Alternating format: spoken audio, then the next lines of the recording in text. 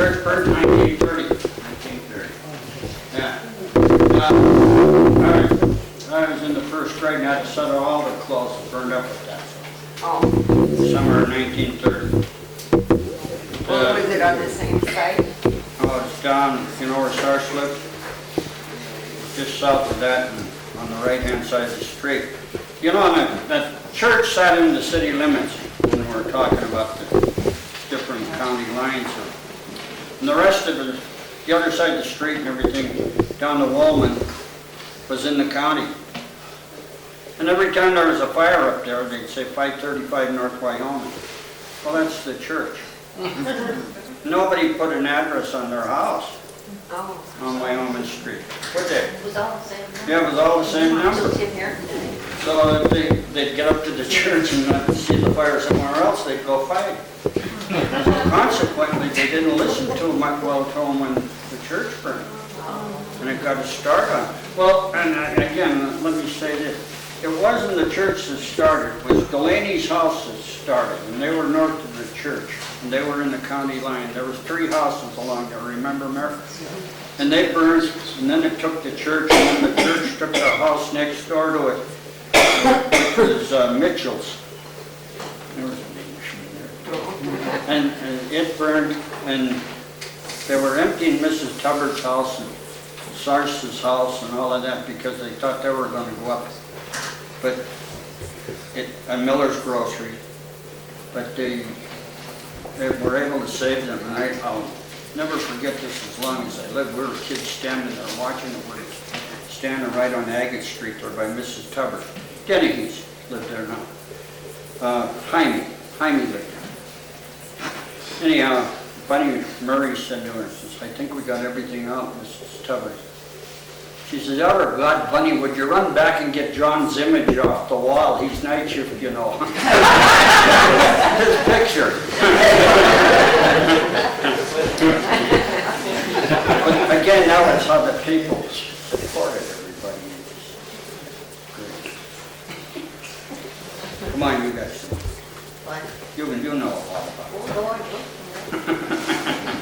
I won't go over all day. What do you it. You How did they draw those lines? How did they decide Main Street was the west boundary? They kept the mines up. They what? Oh, you mean on Corktown? I don't know who drew the lines for the neighborhoods. I do not know. I think it was done mostly by voting precincts. Precinct, so Corktown was its own precinct then? Well, they were all the honest people in Corktown. She lived across the street. We were going to get a petition to get that piece of property put into Corktown. They're not in Centerville, Munterville, or Corktown. Or the hub. They come down the hub. Chip, Yes. what's Kilgallen's in Corktown? Yes. Kilgallen. How about the Montana Power Warehouse right outside the store? That was in Corktown. That was another means of income for the overall game, too, of the Montana Power. See, the railroad yard on Butte Hill, I don't know if you've ever seen that yard, but it was one of the busiest yards in the Northwest. They had a flagman there constantly, keeping kids off the track and cars, that they had that much business. But the company would take everything to the top of the hill on the railroad. Montana Hardware had their warehouse up there. Then they would use the teams of horses to distribute it out of there down. The ACM warehouse is at the complete top of the hill. So no matter what mine they had to go to, it was always downhill because of the loads with the horses. The horses wouldn't be pulling them uphill. Oh. And that's why they use that yard so heavy. There was 2 Montana Hardware warehouses up there. There was one on north of that one. Yeah, that was the Northwest Coal Yard. Oh, up down the corner? Yeah. I bet you there's few people in this room know what's the last thing that was where that warehouse was. St. Raymond School? Oh, St. Raymond School, yeah, that was built on the Montana Power Warehouse. if you remember where that was, New St. Mary's in the later called. That's it. That's the only time we let Centerville in, is when we go St. Raymond School. Yeah. I remember when the kids from the Gulch and from down the Anaconda Road that were going to the Blaine School would have to cross over the tracks. And us nice little Catholics from St. Mary's yelled and screamed at them all the time. Yeah. They had a terrible time for 8 years going to school. Yeah, they used to come up, they used to come up our alley. Our territory, yeah. Yeah, they come up our alley. You know, and they'd send us from St. Mary's up to the Blaine for manual training. Oh, And Mrs. Trulog had a grocery store up on Minor Street. And we used to go up the alley, and the bakery truck and the pop trucks would be there, and we'd hit them.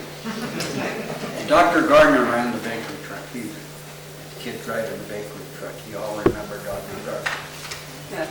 Well, he and Reaver, Joe Reaver over in Helena, he had the pop truck. Nesbitt's Orange. Well, anyhow, they got together and they took all the racks out of Gardner's truck. And the two of them were hiding in there, and I pulled that door open, and they come out of there like a couple of gorillas, and they kicked